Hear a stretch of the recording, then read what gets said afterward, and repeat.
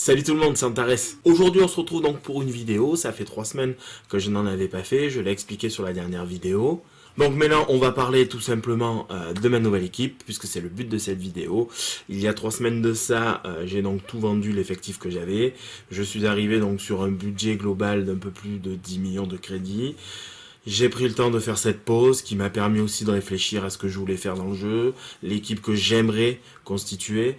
C'est vrai que bon, 10 millions c'est quand même une chance, hein, tout le monde ne les a pas. Et encore j'ai envie de dire, s'il n'y avait pas cette fameuse taxe liée, j'aurais un budget beaucoup plus conséquent.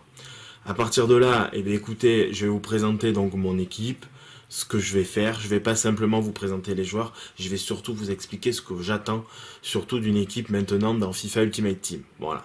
Depuis septembre, on a eu le temps largement d'analyser le jeu, chacun dans notre coin, on a pu voir un peu ce dont on avait besoin. Quand je dis ça, c'est tout simplement sur les profils de joueurs. Vous en avez qui veulent des joueurs ultra rapides, ultra agiles, qui veulent skiller même avec un latéral, d'autres qui cherchent plus des joueurs physiques, d'autres qui veulent un mélange suivant tel ou tel poste. Moi, c'est mon cas, c'est-à-dire que j'essaye d'établir un profil dans chaque poste. Par exemple, pour le gardien de but, j'en ai testé quelques-uns, notamment Lloris, Alisson, Courtois et quelques dingueries. Et ensuite, j'ai eu aussi Neuer. Ils m'ont quasiment tous plu, sauf Alisson, que je trouve quand même très inconstant, voire même pas bon. Après, c'est mon point de vue, il y en a qui jouent avec en flux de champion, donc je critique pas ou quoi que ce soit. Je vous dis par rapport à moi, Courtois, je l'ai essayé, ça a été bien pendant un temps, et puis après, ça a été moyen. En tout cas, ce que je constate, c'est qu'on est quand même obligé de changer assez souvent de gardien. Puisque ben voilà, dans FIFA, c'est pas depuis cette année, les gardiens sont quand même assez irréguliers malgré tout, donc il faut prendre le plus constant. Voilà. Ensuite, quand on part directement donc sur le poste des latéraux, droite ou gauche, il n'y en a pas 150 000 dans le jeu. On a Alexandro pour le couloir gauche, il y a Walker à droite, il y a aussi donc les versions boost de Kenny Lala. Après, pour certains, si vous voulez investir dans des icônes, allez-y. Moi perso, je ne le conseille pas. Je trouve que c'est quand même un peu dommage de mettre des crédits sur un latéral, puisque on le voit bien, généralement les latéraux restent en place derrière. Donc voilà. Maintenant, moi pour ma part, ce que je recherche sur un point de vue défensif, c'est quand même des joueurs assez grands. J'ai l'impression que dans cette version de FIFA, notamment sur la ligne de 4, les joueurs de petite taille c'est compliqué, même au milieu de terrain. Même si vous avez un N'Golo Kanté, je l'ai eu en début de saison, c'est bien, c'est rapide, c'est vif, mais ça manque. Pour moi, il me manque quelque chose, du moins sur la version régulière. Voilà, donc c'est vrai que c'est un joueur maintenant que je n'utiliserai plus. Donc concernant les latéraux, voilà, je reviens sur ce poste-là. Je veux des joueurs quand même assez toniques, qui puissent aller vers l'avant, mais surtout qui sont très physiques quand il faut intervenir, puisque c'est le rôle principal donc d'un défenseur, qu'il soit de toute manière dans le couloir ou dans l'axe. Dans l'axe forcément, moi je veux des Golgoth, hein, je veux des mecs assez solides, pas des joueurs trop lents, parce qu'il y a quand même des attaquants qui vont très vite, et c'est pour ça que je veux quand même des joueurs très solides, notamment des Van Dijk, des Ramos, des Varane, des Davinson Sanchez, et il y en a encore d'autres. Voilà, c'est vrai que de ce côté-là, on est quand même assez servi pour cette année. Après, concernant les milieux de terrain, pareil, je veux quand même une base solide face à la défense, mais voyez, des joueurs comme Casemiro, c'est très solide, moi je les trouve un peu lents. Donc je les prendrai pas. Après il y a la version de Busquets régulière qui est moyenne. Par contre sa carte Halloween, à un moment donné elle avait je crois 99 de vitesse, un truc comme ça, c'était quand même assez complet. Et après forcément on peut passer aussi sur des icônes. Et là on peut taper sur du lourd. Et encore que les gars, faites bien attention. Sur certaines icônes c'est pas évident. Ils sont des fois trop petits, ils sont peut-être pas assez agiles, pas assez rapides. Ça dépend. Voilà. Dans tous les cas j'essaye aussi de voir par rapport au profil que je cible. L'agilité c'est quand même très important si vous voulez pouvoir faire une relance assez propre, un joueur qui peut se retourner. Il faut quand même un minimum d'agilité. Pareil pour les attaquants. Le numéro 9, il peut être très fort, il peut avoir une finition de 99. S'il a 56 d'agilité, mais vas-y, laisse tomber. Laisse-le à la maison, il te servira que dalle. Le temps qu'il se retourne, tu as le temps de te faire couler un café, voire même infuser un thé, et tu bois tout ça, et ça y est, enfin il s'est retourné. Sauf que le défenseur, il s'est déjà fait la malle avec le ballon. Donc pour moi, les gars, ça sert à rien. Voilà, après c'est mon point de vue.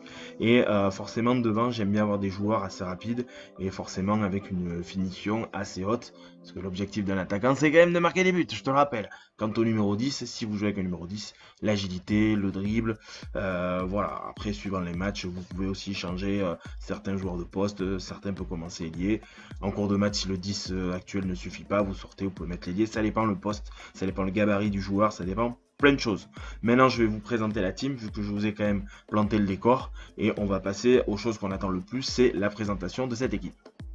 Voilà les gars, maintenant je vais vous présenter rapidement, parce qu'on va pas non plus, vous les connaissez quand même, tous mes joueurs, enfin tous mes joueurs, pardon, tous ces joueurs-là, beaucoup les ont présentés dans des vidéos, certains doivent les avoir aussi dans votre équipe, voilà, donc c'est pour ça que je vais rapidement les présenter. Donc je vous disais, un gardien assez agile, Hugo Lloris, je l'ai quand même testé avec les autres, comme je disais tout à l'heure, et franchement, pour l'instant, c'est le gardien qui me plaît le plus. J'ai pas encore essayé Leno, j'ai un pote qui l'a, il en est vraiment content. Je pense que je vais l'essayer sur un prochain FUT Champion.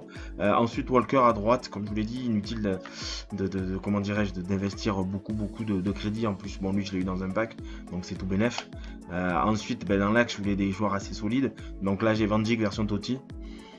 Franchement, il est très solide, c'est un monstre.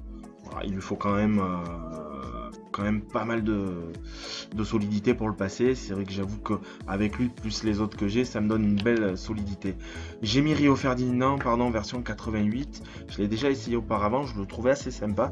Là, il est plutôt dans l'axe gauche. Donc comme il a le pied droit, je dis pas qu'il est mauvais, loin de là, parce que Ferdinand c'est une super carte, mais quand même, j'ai quelques interrogations, donc je vais voir. En sachant que j'ai quand même gardé Davinson Sanchez que j'avais dans la précédente team, puisque c'est la version évolutive, et que vu que Tottenham fait un super parcours, du moins un bon parcours en Ligue des Champions, j'attends de voir comment ça va se passer. Donc là pour l'instant j'ai mis Rio Ferdinand, il est très solide, il est rapide, je lui ai mis quand même une carte style de pilier pour améliorer sa vitesse, et aussi donc tout le côté défensif. Pour moi, je dis bien pour moi, je trouve que ça le stabilise un peu plus. Son seul souci à Ferdinand, c'est les passes. Voilà, je me suis déjà retrouvé à faire une mauvaise passe et me retrouver après en situation compliquée derrière, voire même à prendre un but. Et on va pas se mentir, vous voyez, les passes courtes, 78, il aurait peut-être mieux valu qu'elles soient un petit peu plus hautes. Maintenant, c'est comme ça, on va voir. Je crache pas sur Ferdinand, c'est quand même une très belle carte. Ensuite, Alexandro à gauche, pareil comme Walker, voilà, on va pas investir non plus des 100 et des 1000 sur des latéraux. Pour moi, c'est la valeur sûre, j'ai testé Marcelo, j'ai testé Mendy, je sais aussi qu'il y en a qui ont Robertson. Voilà, il a l'air très bon, peut-être un peu petit, j'en sais rien. Marcelo, pour moi, il correspond bien au profil que je recherche. Agile, solide, assez grand, donc au niveau rien, il est présent. Et puis en fin de match, c'est un joueur qui peut évoluer, pourquoi pas, le milieu défensif, enfin voilà.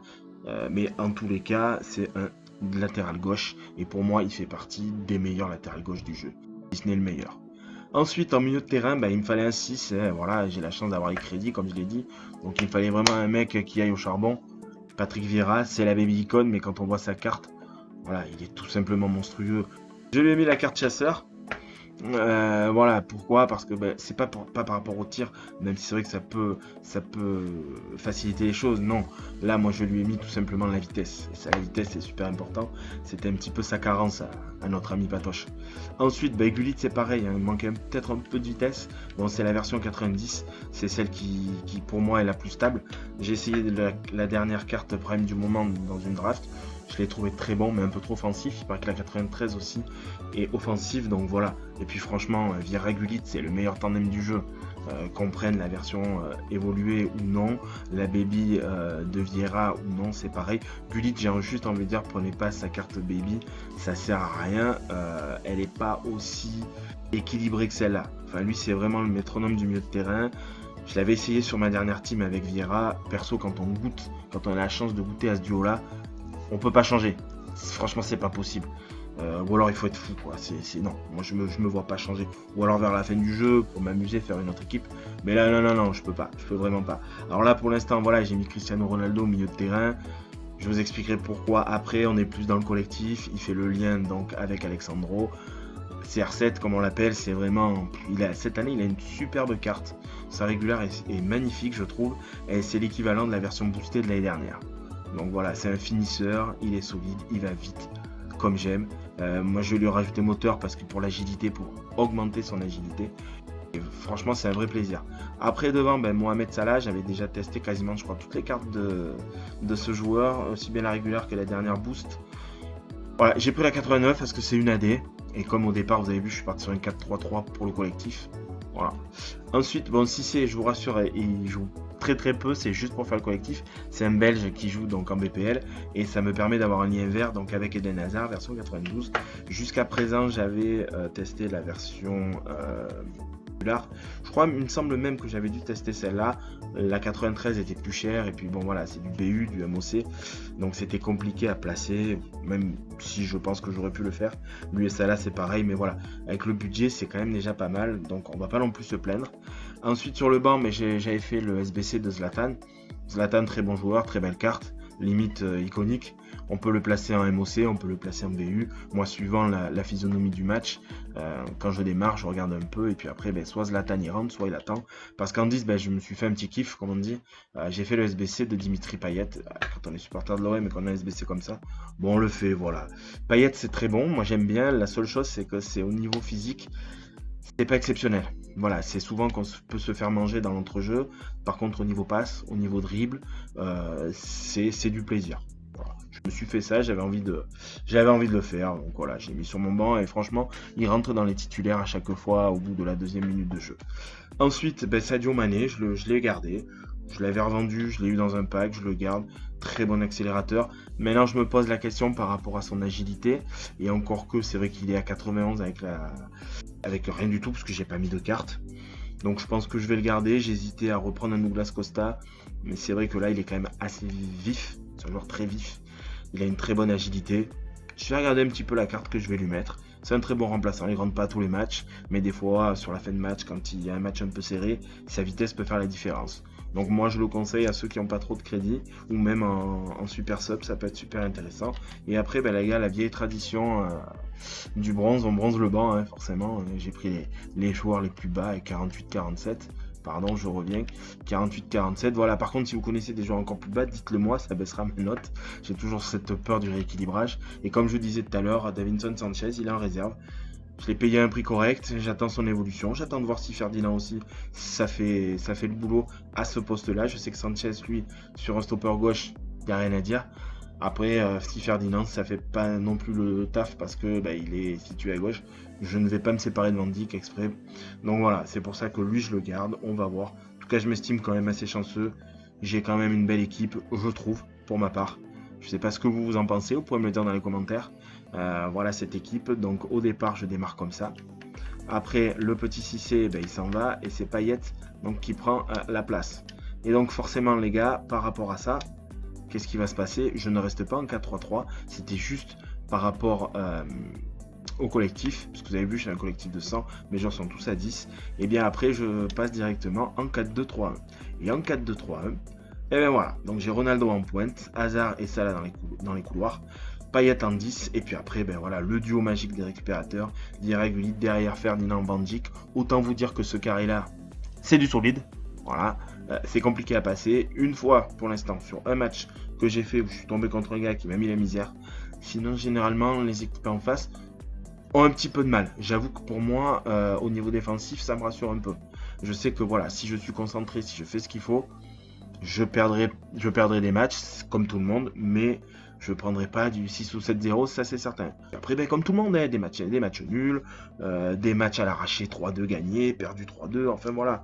Après, ce que je voulais simplement dire, les gars, par rapport à tout ça, moi j'ai bien réfléchi pendant 3 semaines.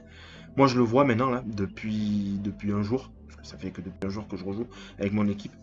Faites des pauses. Vraiment, j'insiste là-dessus, faites des pauses. Moi, je l'ai vu, j'enchaîne 3-4 matchs. Il y a des matchs, on est tellement concentré, mais tellement dans ce jeu, que on oublie des fois de bien défendre, notamment la défense automatique, et ça, tout le monde l'utilise. Des fois, on perd la lucidité.